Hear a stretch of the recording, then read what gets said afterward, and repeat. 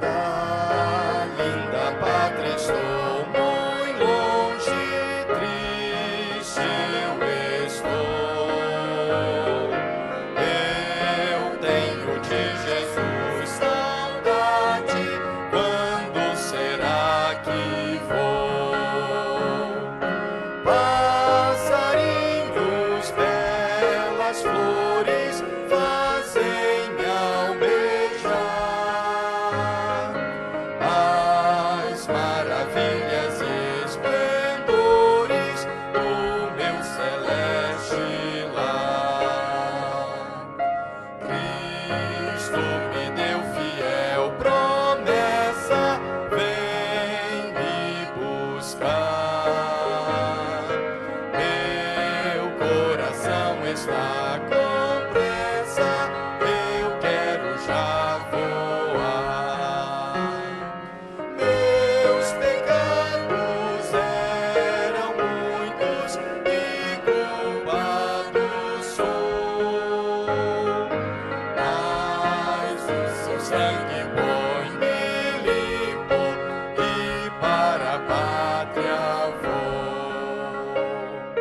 Qual filho do seu lar saudoso eu quero ir.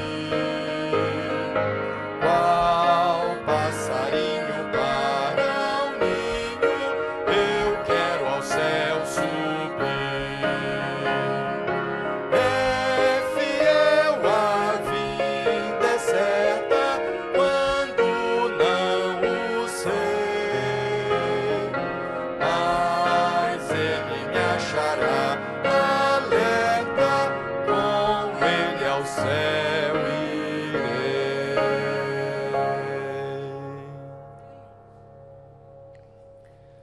Gostaríamos de convidá-los para que nós nos ajoelhássemos para falar com Deus nesse momento.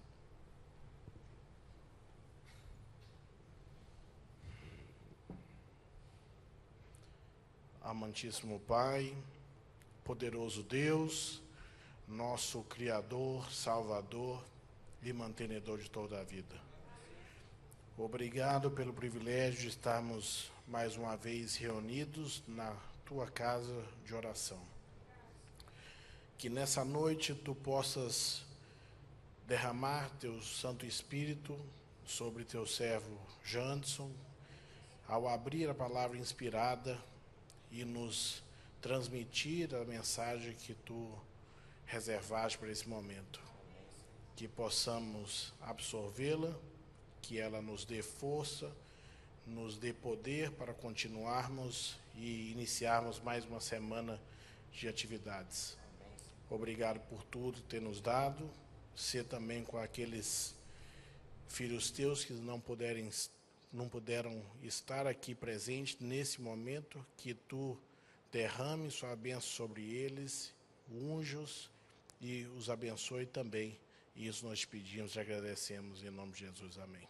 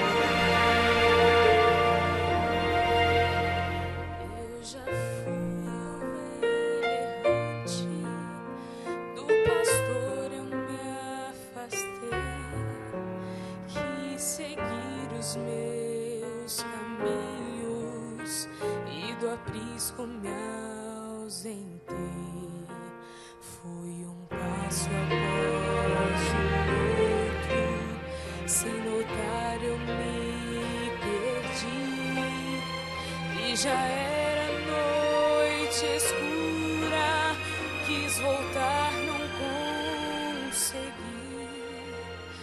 E cercou meu desespero, tive medo de morrer, pois o frio congelava, não podia me mover, porque fui assim tão longe, que tolice cometi. Se pudesse eu voltaria para nunca mais sair.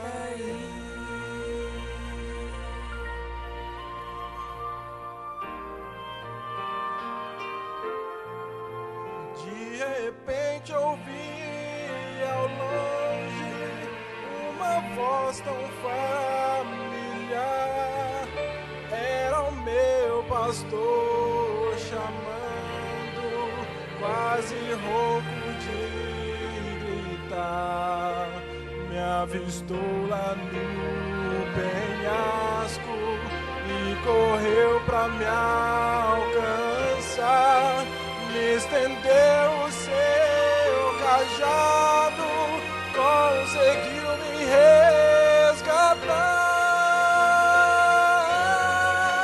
Choro agora de tristeza, no meu peito sinto a dor.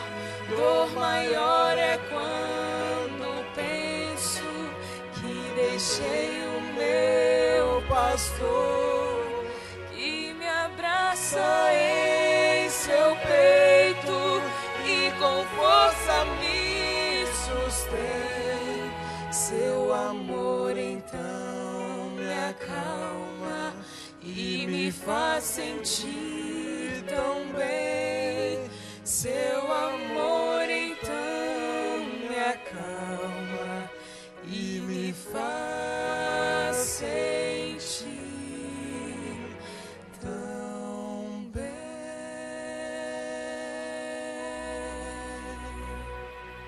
Amém.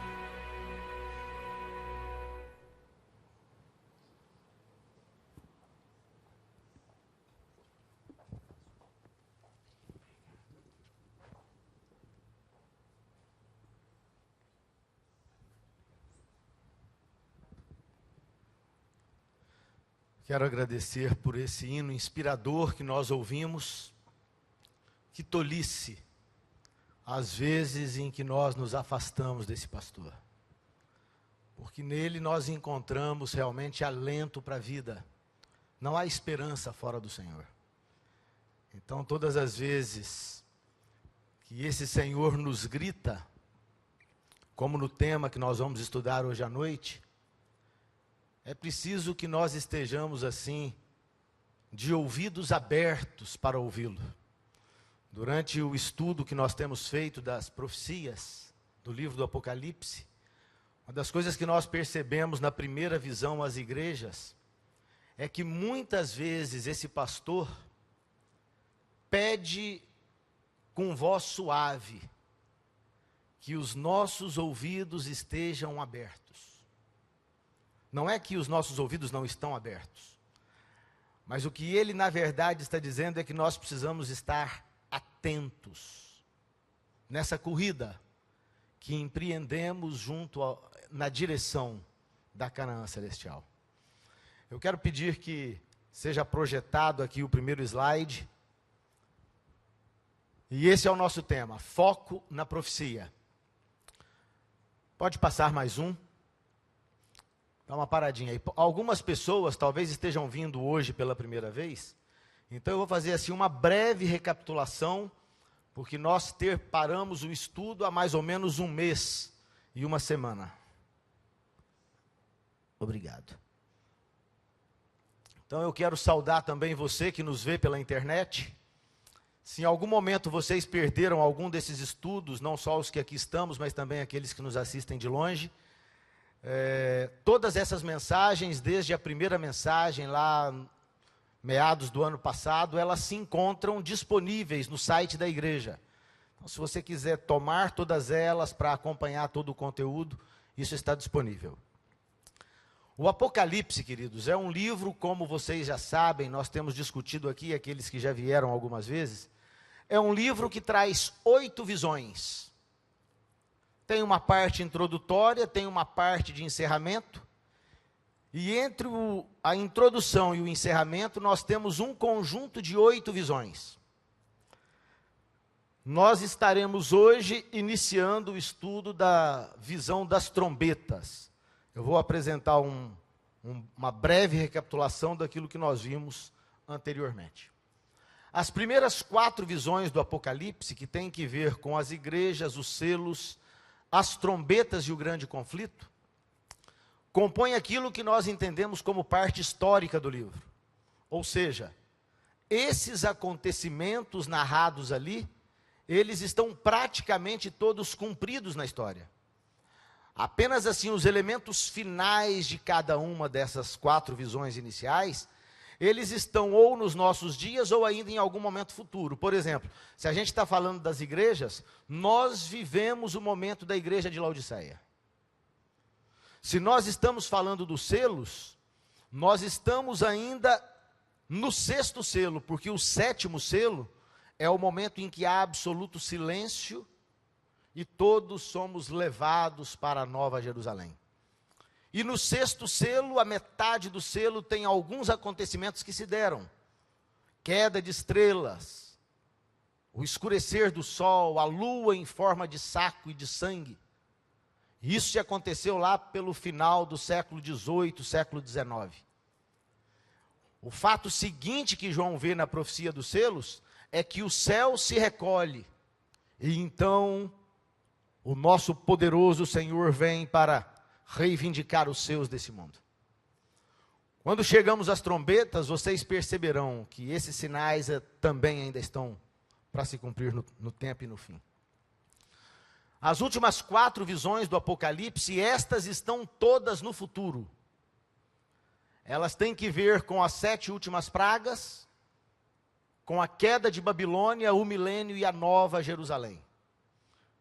Ou seja, o que acontece nessas 4 visões finais, nós encontraremos num futuro muito próximo.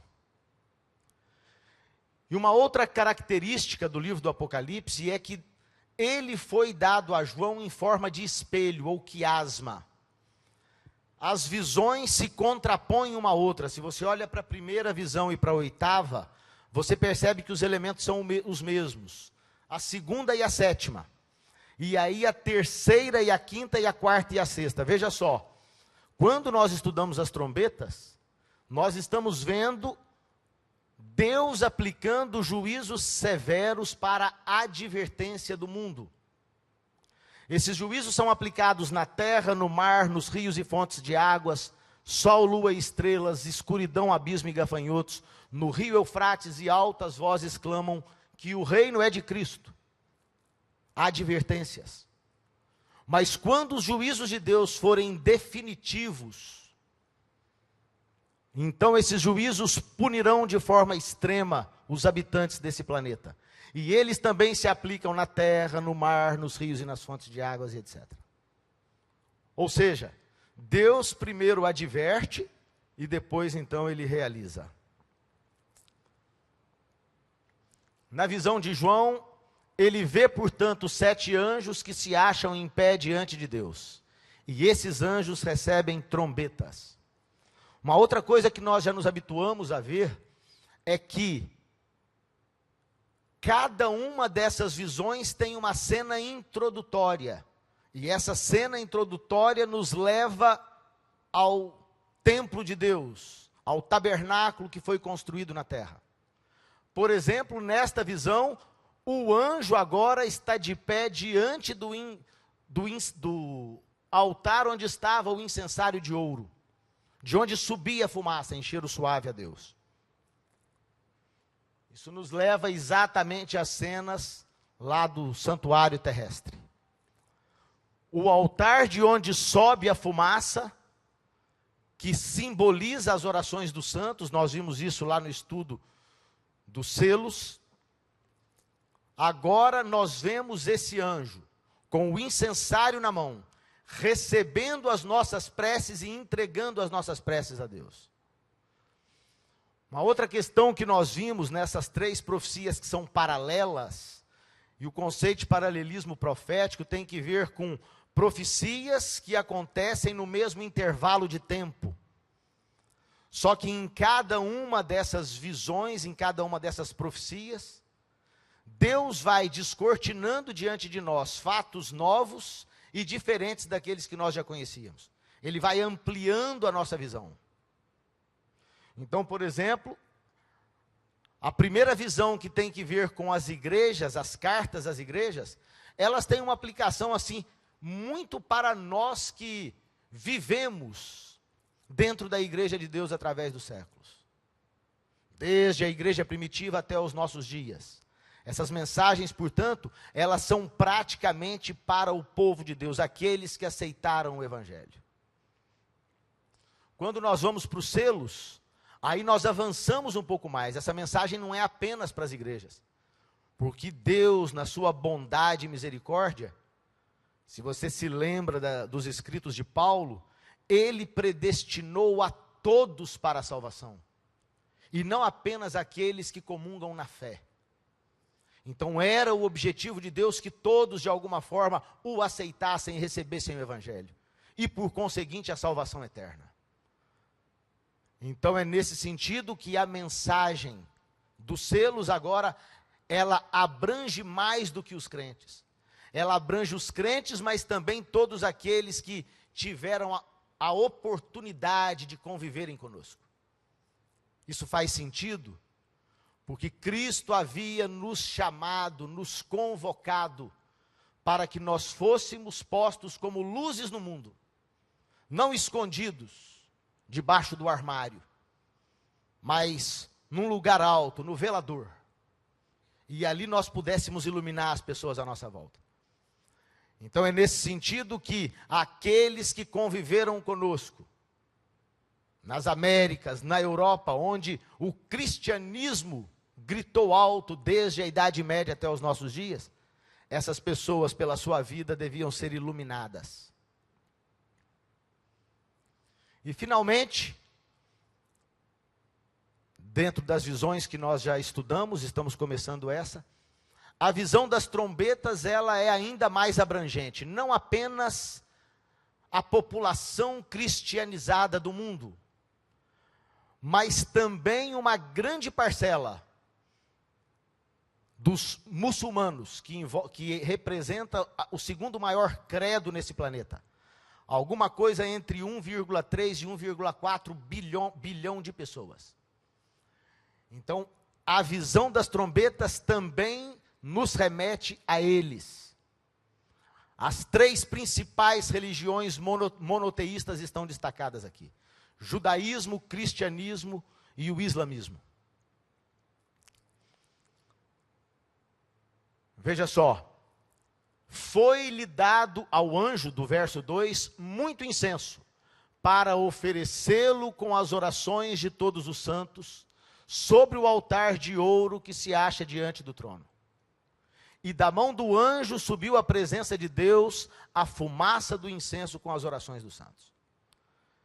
E a certeza de que incenso tem que ver com orações, você se lembra de eu já ter dito aqui, a chave que abre a compreensão do Apocalipse é o Antigo Testamento. Então veja só o que é incenso. Dizia o salmista: suba a tua presença a minha oração como incenso, e seja o erguer de minhas mãos como oferenda vespertina.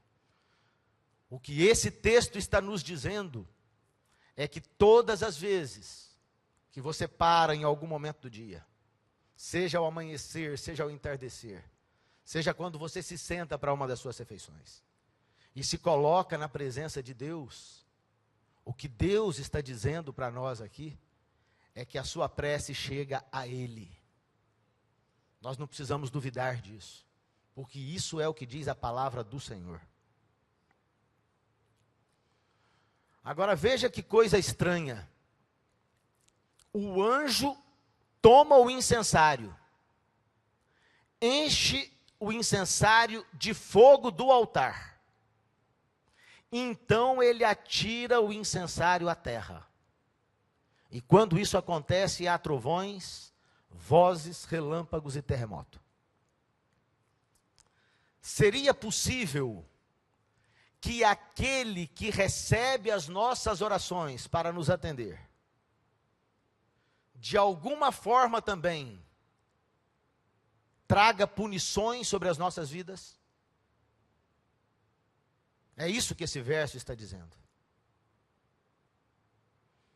Ele está dizendo que o mesmo Deus que recebe as nossas orações, muitas vezes ordena juízos.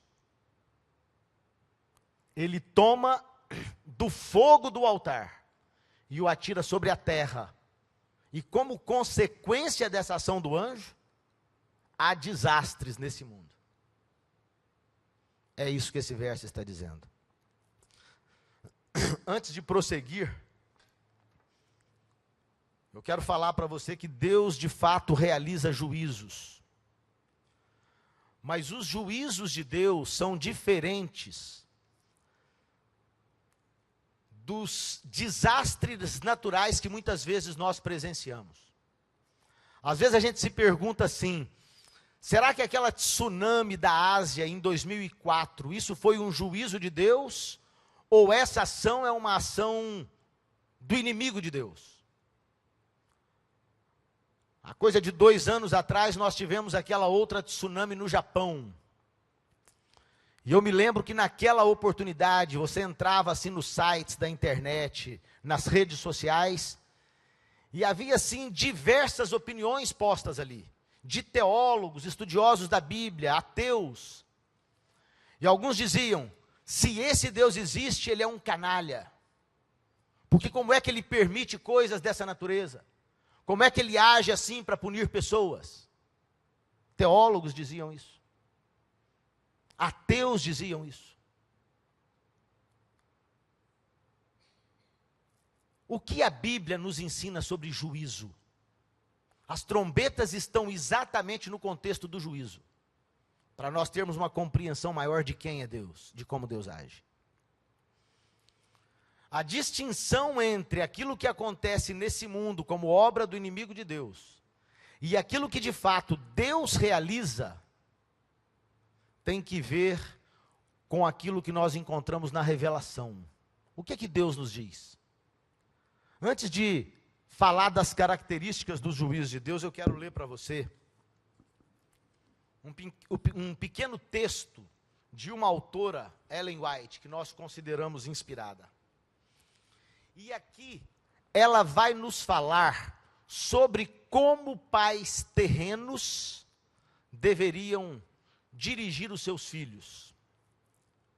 E quando nós percebemos o que está escrito aqui, aí nós temos uma dimensão do Deus que é o nosso Pai.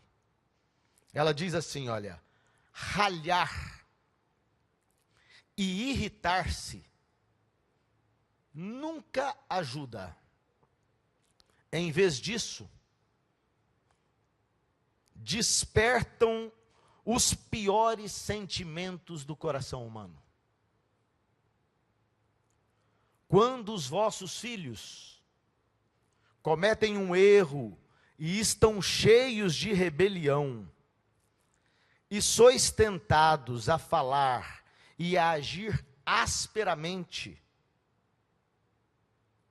não o fazei na hora, esperai antes de corrigi-los. Dai-lhes uma oportunidade para pensar, e deixai que o vosso temperamento se acalme. Pode ser que vossos filhos tenham feito algo que exija correção, mas ao lidardes com eles no Espírito de Cristo, seus braços enlaçarão o vosso pescoço. Eles se humilharão diante do Senhor e reconhecerão seu erro, e isso basta. Deveis corrigir os vossos filhos em amor. Se é assim que Deus nos orienta a corrigir os nossos filhos, se você tiver uma Bíblia aí e quiser acompanhar, eu vou ler Neemias no capítulo 9, no verso 17. Seria bom que você acompanhasse para entender como é que Deus corrige. Neemias 9, verso 17.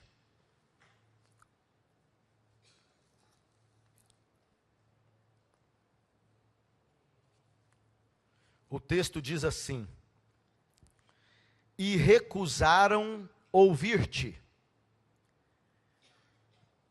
e não se lembraram das tuas maravilhas que lhes fizeste, e endureceram a sua cerviz, e na sua rebelião levantaram um chefe, a fim de voltarem para a sua servidão.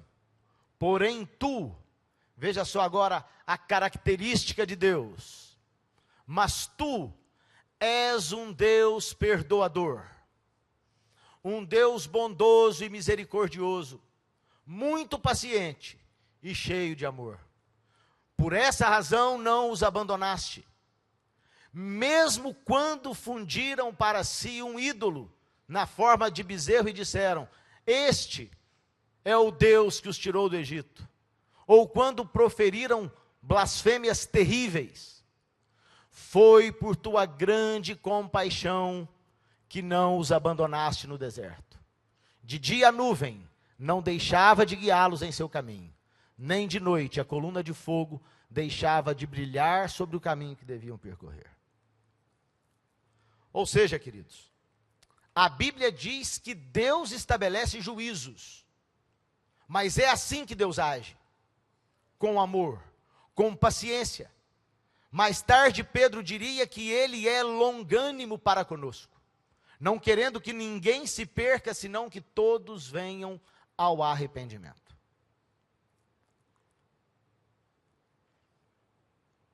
Mas então, como é que são os juízos de Deus? Como é que a gente consegue distinguir o juízo de Deus daquilo que é gerado pelo inimigo de Deus? Nos juízos de Deus há 3 características básicas. Primeira característica de um juízo de Deus: ele é anunciado previamente. Lembre-se lá da história de Sodoma e Gomorra. Um anjo veio avisar: olha, a cidade vai ser destruída, Abraão. Noé, durante 120 anos advertindo. As pragas, que afinal praticamente destruirão esse planeta, anunciadas há pelo menos 2000 anos, quando vem a revelação do Apocalipse, aproximadamente 2000 anos. Os juízos de advertência que acontecem aqui, todos eles anunciados antes. Essa é uma primeira característica. Juízo de Deus tem anúncio, para que ninguém seja encontrado de surpresa. Uma outra característica do juízo de Deus: o justo não sofre com o ímpio. Os justos são poupados quando Deus envia os seus juízos. Eles são anunciados, os justos são poupados, e eles não são normalmente definitivos. Eles vêm com um objetivo de correção, para produzir arrependimento, para que a gente saiba onde é que está no caminho. Isso é completamente diferente de uma tsunami que aconteceu em 2004 e no Japão em 2010. Esses não são atos de Deus na história. Esses são os momentos que Deus tira a sua proteção. Vamos avançar. O que significam, portanto, as trombetas? As trombetas nada mais são do que gritos de Deus. Naquele dia que eu apresentei esse assunto pela primeira vez, eu apresentei uma ilustração para vocês, que eu vou repetir aqui para você se lembrar. Quando a criança de 3 anos de idade se aproxima do fogão onde tem água fervendo, e a mãe está do outro lado da cozinha olhando, e a criança levanta a mão curiosa para tentar puxar a alça da vasilha, que a queimaria e que produziria grande dano, às vezes o amor grita: não toque. As trombetas são gritos de Deus ao longo da história. E quando nós olhamos para esses eventos, nós temos que perceber que esses eventos aconteceram como juízos de Deus para nossa advertência. E eles são diferentes da voz mansa e suave com que o Senhor sempre nos advertiu. Basta você olhar para a vida de Cristo enquanto percorreu as estradas desse mundo. Em quase a totalidade das vezes, ele foi manso e suave. Ele colocou as crianças no seu colo. Criança não gosta de gente da cara sisuda. Mas eles se apaixonaram por Cristo. Os doentes, os moribundos, as prostitutas, os ladrões, os renegados desse mundo, os doentes, todas as vezes que pediram uma demonstração do amor de Deus, eles receberam o cuidado especial de Cristo. Mas há pelo menos um momento na história em que Cristo entra no templo e derruba mesas dos cambistas. Ninguém ousou proibi-lo, nem a guarda, nem os maiorais dentre os sacerdotes, nem os líderes do templo. Porque ali estava alguém que era maior do que todos eles. Eles fugiram amedrontados da presença de Deus. O objetivo de Deus não era que eles se ausentassem para sempre do templo, mas aquele era um grito, dizendo que a casa de Deus não devia ser lugar de comércio, mas tinha que ser lugar de adoração, lugar de oração. Esse, na verdade, foi um dos gritos de Deus, mas é um grito de amor. É isso que as trombetas significam. O amor, às vezes, tem que gritar. E se você, de repente, olhar para a história do povo de Israel, você perceberá que sempre que havia um momento especial, guerra, uma vez por ano, quando chegava o momento do juízo, trombetas soavam. Objetivo: chamar a atenção do povo. Prepare-se. Esteja em comunhão com o Senhor das luzes. Porque se você não fizer isso, fatalmente, você incorrerá nos juízos de Deus. Não porque Deus tenha prazer em punir, mas a ação de Deus, como disse outra vez a vocês, é a ação do pai que protege. Imagine você com duas crianças, uma de 10 anos e outra de 5. A de 10 anos tem acesso à lata de biscoitos, que você comprou para os dois. E todas as vezes que o menorzinho leva a mão para tirar um biscoito, o maior afasta a lata e dá um tapa, empurra a criança mais jovem. Empurra o menor. Um pai de amor tem que agir.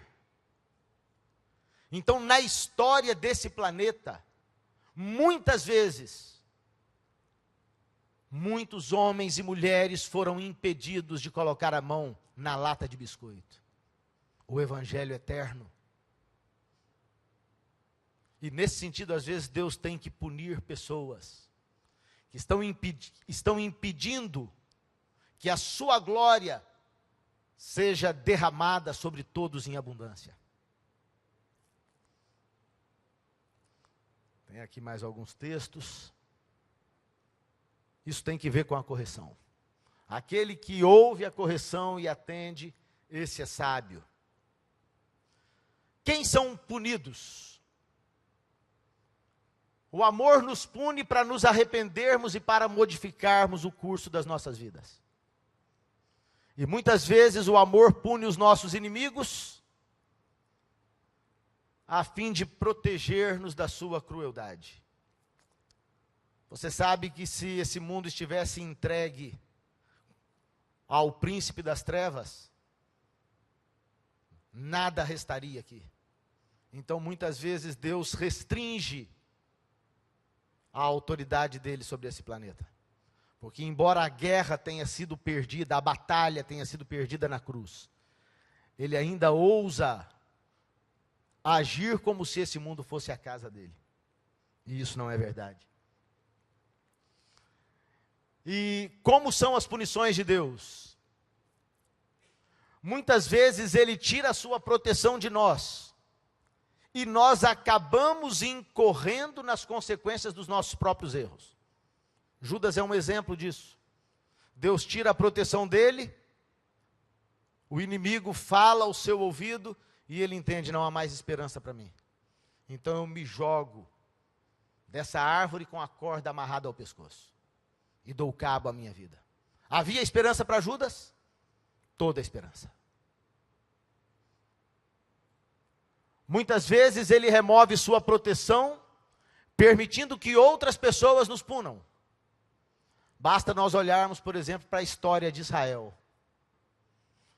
Quando Deus tira a sua proteção, a Assíria, num determinado momento, destrói a cidade de Samaria.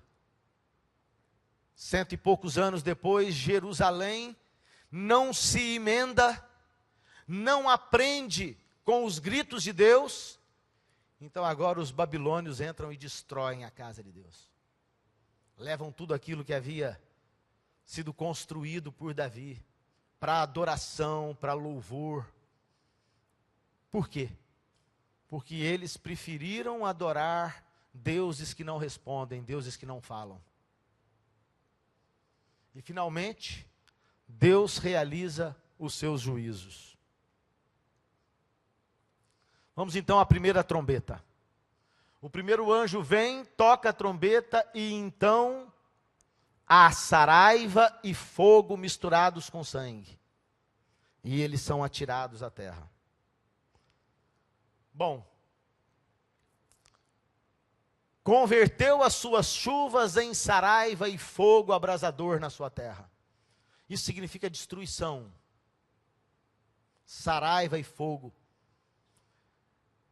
Esse é um juízo de Deus que produz fome, necessidade, porque quando saraiva e fogo caem sobre a terra, eles destroem a colheita, eles destroem a abundância.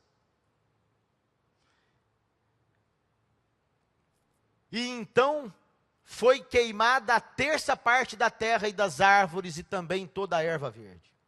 Como é que nós vamos entender o que é a terça parte da terra e o que são as árvores e toda a erva verde? Só existe um caminho, nós temos que abrir os textos da Bíblia. Veja só, o que é a terça parte? A terça parte claramente nos indica uma parte do todo, ou uma parte representativa do todo. Um grupo especial, que possa ser utilizado para que ali, naquele caso específico, dentro daquele contexto, Deus realize o seu juízo. Olha a prova de que terça parte significa exatamente isso. Segundo Crônica nos diz, esta é a obra que deveis fazer. Uma terça parte de vós, sacerdotes e levitas, que entrais no sábado, servirá de guardas na porta. Você já entrou para fazer conta de quantos eram os levitas? Aqueles que recebem a destinação nesse momento da história, que deviam atuar na casa de Deus. Eles se contavam aos milhares. Então, se eles estivessem na porta para o serviço do templo, era impossível que eles realizassem. Então, a terça parte, nesse caso, representa um grupo que fosse escalado para aquele momento específico. Outra prova textual. Quem na concha de sua mão mediu as águas e tomou a medida dos céus a palmos? Quem recolheu na terça parte de um éfa o pó da terra? Éfa é uma medida de aproximadamente 22 litros. Será que dá para recolher a terça parte da terra num litro que cabe? Isso poderia ser comparado com 7 litros. Então, nesses dois textos, nós conseguimos ter uma noção do que a profecia lá está dizendo. terça parte representa uma porção específica, que Deus utiliza para exemplificar o que seria o seu juízo. E aqui nós temos ideia do que é erva verde. Porque derramarei água sobre o sedento e torrente sobre a terra seca. Derramarei o meu espírito sobre a tua posteridade e a minha bênção sobre os teus descendentes. E o que acontece com os filhos de Deus? Brotarão como a erva, como salgueiros junto às correntes das águas. Em diversos textos, aquele que permanece no Senhor, ele é como a árvore plantada junto às águas, que no devido tempo dá o seu fruto, e cuja folhagem não murcha, e tudo quanto ele faz será bem sucedido. Nós, portanto, somos comparados à erva verde. Quanto a mim, porém, sou como a oliveira verdejante na casa de Deus. Confio na misericórdia de Deus para todo sempre. Há diversos outros textos que poderiam ser usados. Mas aqui agora vamos ler novamente o que acontece quando essa trombeta toca. O primeiro anjo tocou a trombeta e houve destruição, saraiva e fogo com mistura de sangue, ou seja, destruição e vidas são ceifadas, porque há sangue derramado. E foram atirados à terra, então isso não acontece em nenhuma parte do céu, isso deveria acontecer aqui. E foi então queimada uma parte, um grupo representativo é destruído, das árvores e também de toda a erva verde. Ou seja, essa destruição, esse grito de Deus lá na primeira trombeta, isso se aplica a uma comunidade de crentes. Como os juízos não punem aqueles que permanecem de fato no Senhor, é possível, portanto, que o que esse texto esteja dizendo é que um grupo de pretensos adoradores é punido. E como as profecias são paralelas, e a primeira igreja e o primeiro século tem que ver com coisas que aconteceram lá no primeiro século, os selos e as igrejas estão lá, então certamente essa primeira trombeta tem que nos apontar para algum grande evento que aconteceu ali no primeiro século. Alguma destruição de pretensos adoradores. Isso foi uma grande tragédia, a destruição de Jerusalém, anunciada diversas vezes pelos profetas do Antigo Testamento. Cristo mesmo, chorando sobre Jerusalém, havia dito: a vossa casa vos ficará deserta, mas não quereis que eu possa guardar vocês debaixo das minhas asas. Assim como a galinha protege os seus pintinhos, mas vocês rejeitaram a minha proteção. E nós nos lembramos também daquela ocasião em que Cristo está se dirigindo ao templo, e há ali uma figueira, e ele quer apanhar um fruto, mas não havia nada. Então, simbolicamente, ele amaldiçoa a figueira, e vai embora. No outro dia, quando eles voltam, Pedro olha para a figueira e a figueira estava seca. E Pedro diz: Senhor, o que o Senhor fez aqui?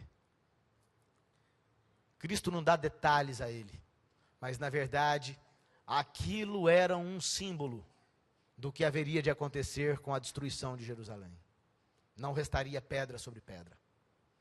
Esse é um grito de advertência. Se os pretensos adoradores de Deus não o adorarem da forma como ele determina, não resta nenhuma esperança. Eles serão destruídos. E note que a destruição não começa pelos ímpios, ela começa pela casa do Senhor. Começai pelo meu santuário, diz ele. Josefos, o escritor do primeiro século, escritor judeu, ele diz que visitantes de Jerusalém, que voltavam ali, que passavam por ali, eles não podiam acreditar que alguma vez aquela cidade tivesse sido habitada. As mães tiveram que cozer os próprios filhos, vivos muitas vezes. Por quê? Porque Deus puniu de que maneira? Ele simplesmente teve que se ausentar. E então, o inimigo de Deus agiu, através daqueles que estavam dispostos a ouvir as suas vozes. Deus não podia continuar protegendo, porque aquela cidade impenitente rejeitou os profetas que foram enviados, e por último eles rejeitaram e mataram o próprio filho. E Cristo havia contado isso numa das suas parábolas. Eles não queriam proteção de Deus. O que essa cena nos indica, nos mostra, patenteia diante dos nossos olhos, é a inequívoca verdade de que se nós nos recusamos a receber a proteção e o cuidado de Deus, finalmente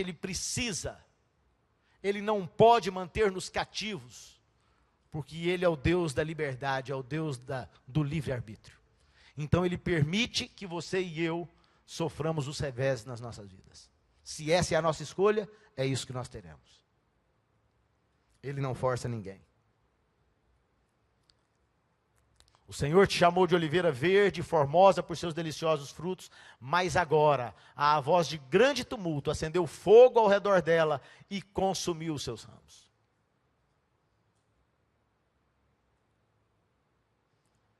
Jesus profere a parábola. Podes cortá-la. Por que está ela ainda ocupando inutilmente a terra? Se nós não existimos nesse mundo para promover o reino de Cristo, o que Ele está dizendo é que nós não servimos para nada. Porque só há alegria, esperança, vida abundante ao lado dEle. E se você não é um proclamador dessas boas novas, o que Ele está dizendo é que a sua vida é sem utilidade.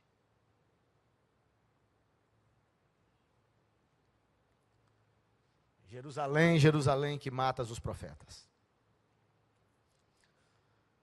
Esse grande estudioso da Bíblia, ele diz que a primeira trombeta simboliza os juízos divinos que sobrevieram a Jerusalém, a nação judaica, quando o povo judeu rejeitou a Cristo e seus seguidores. Então, quais são os princípios que nós utilizamos nessa interpretação aqui? O juízo cai primeiramente sobre o povo de Deus que rejeitou a luz da verdade. Queridos, desde 1844, essa igreja foi chamada a proclamar as virtudes daquele que nos chamou das trevas. E se nós não atendermos a esse chamado fielmente, a história se repetirá. Os juízos começam dentro da igreja. As 7 igrejas, os 7 selos e as 7 trombetas se cumprem paralelamente. O Apocalipse apresenta linguagem impressionista, ou seja, não é linguagem literal. Folhas verdes, terça parte, saraiva, fogo e sangue. Isso é simbólico. A terça parte é um pedaço do todo. Vamos à segunda trombeta e encerramos com essa. Mais 5 minutos. O segundo anjo toca a trombeta e uma como que grande montanha ardendo em chamas foi atirada ao mar, cuja terça parte se tornou em sangue, e morreu a terça parte da criação, que tinha vida, e que estava no mar, e foi destruída a terça parte das embarcações. Aparentemente não dá para compreender isso, mas nós primeiro começamos a entender o que é água. Na parte que está ali em branco, as águas que viste, onde a meretriz está assentada, são povos, multidões, nações e línguas. Veja só esse texto de Jeremias. Pagarei ante os vossos próprios olhos a Babilônia e a todos os moradores da Caldeia, toda a maldade que fizeram em Sião, diz o Senhor. Eis que sou contra ti, ó monte que destróis. Vamos voltar um pouquinho aqui no texto. O segundo anjo toca a trombeta, e uma como que grande montanha ardendo em chamas, confusão, Babilônia é confusão. Há uma confusão que provoca guerra e morte. E então ela é atirada no mar, no meio dos povos. E uma parte dos povos perdem as suas embarcações. Embarcação é símbolo de riqueza, os bens materiais.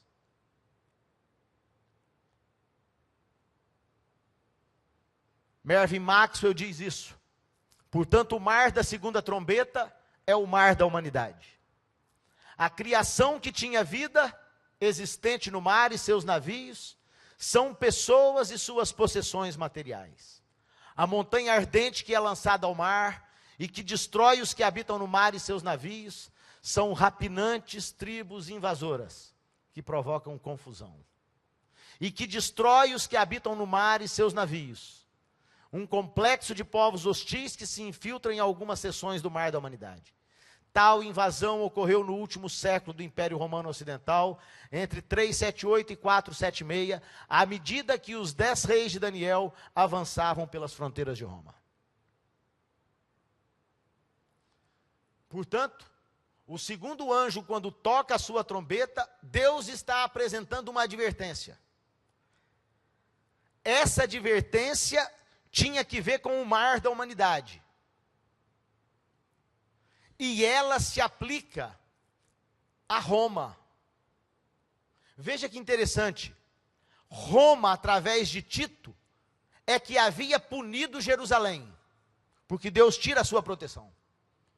Mas quando nós chegamos ao ano 313, você se lembra que Constantino abraça a fé e torna o Império Romano um império pretensamente cristão, proclamador das mensagens de Deus. E nos próximos anos, o que acontece até 476? Diversas mentiras são introduzidas no seio da fé.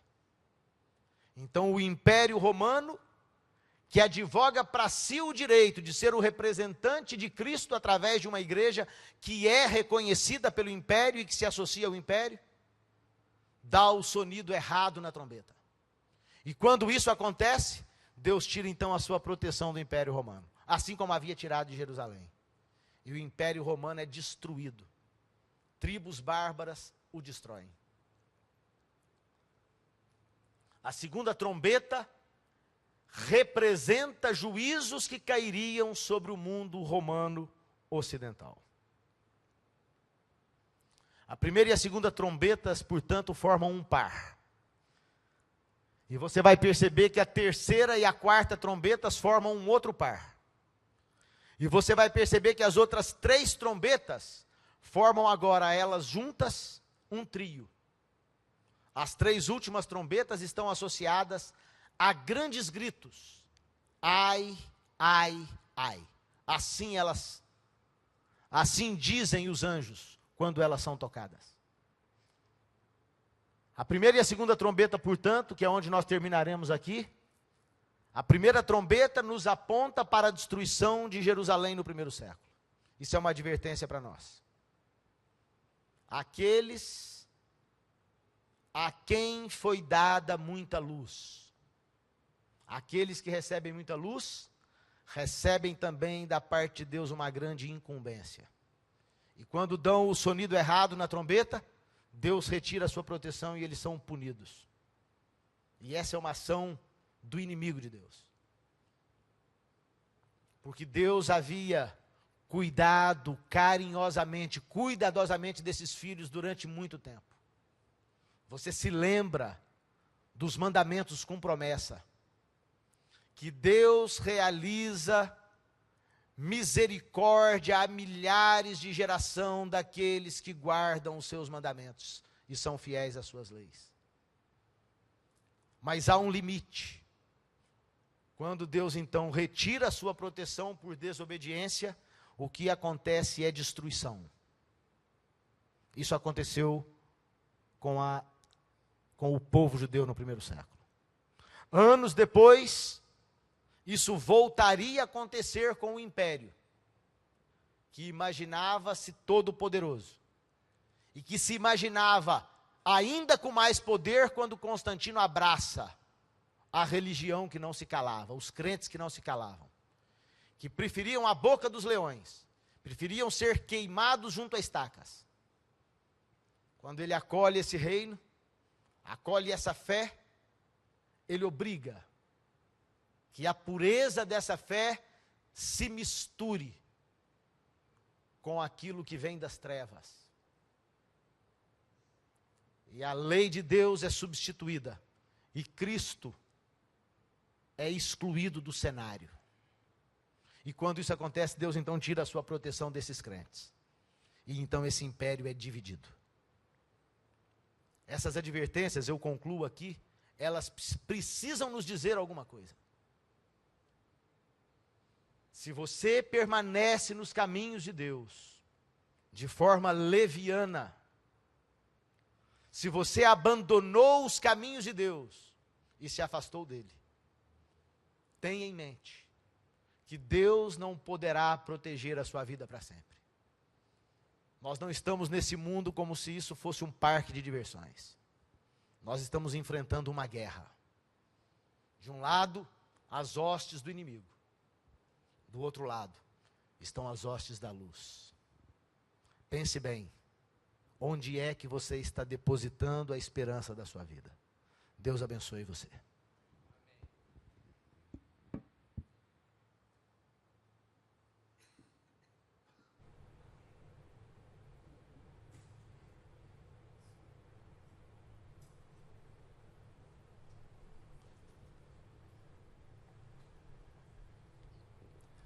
Para finalizarmos esse culto, nós cantaremos o hino Lindo País, 571 do Inário Adventista. Convido a todos a ficarem em pé.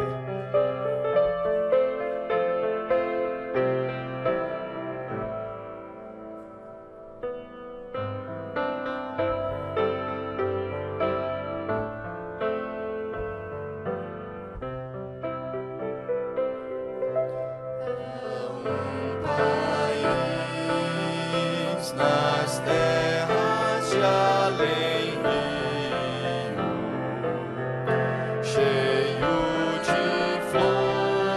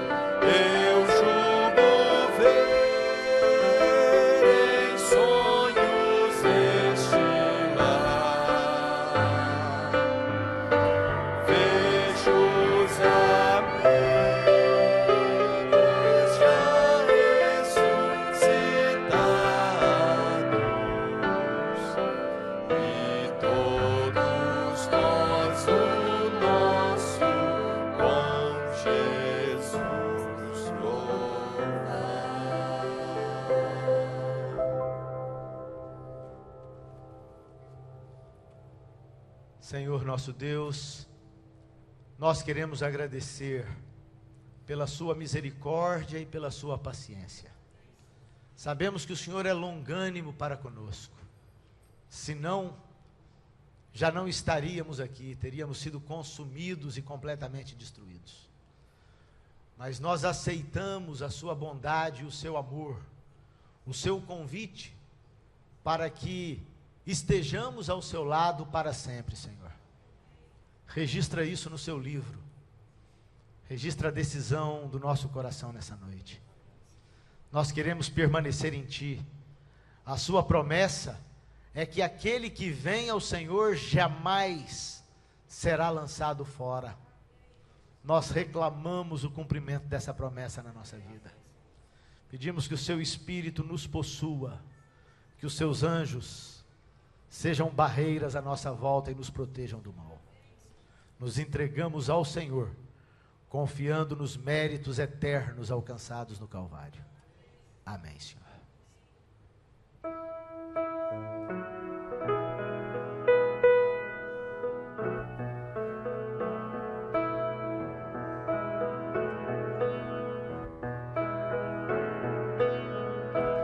Em paz eu vou ouvir a voz de Deus. Em paz eu vou, estou feliz.